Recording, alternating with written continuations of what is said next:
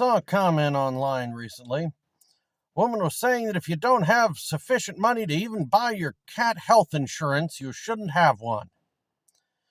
Thought that this woman was asking how she could help keep the heat in her room because she thought she could only afford to heat one room of the house, and some of the other people thought that she just wasn't affluent enough to have a pet.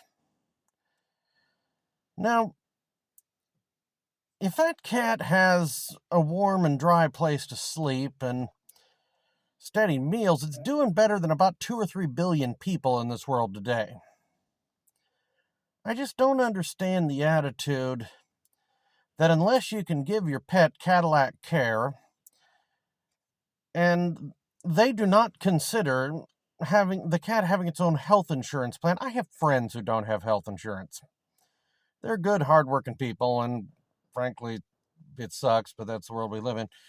If you can't afford to buy your cat health insurance and take them to the vet on a regular basis, then you shouldn't have a pet.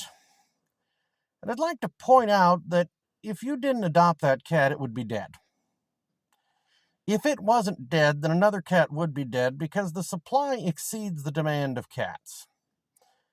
So if you have a cat that never sees a vet, and it lives 5, 10, 15 years, maybe the health isn't exactly perfect, but it has a good life.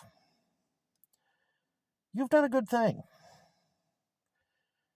And that cat had a happy life, that it could have been destroyed as a kitten, as a surplus kitten, but it wasn't. It got to live with you. It got to be happy. It got a warm bed to lie in. It got petted. It got food. It got cuddled.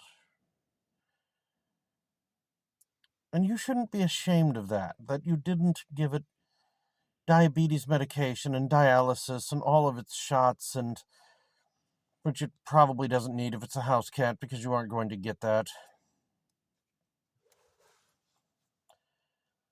You did well. You loved it. It had a good life.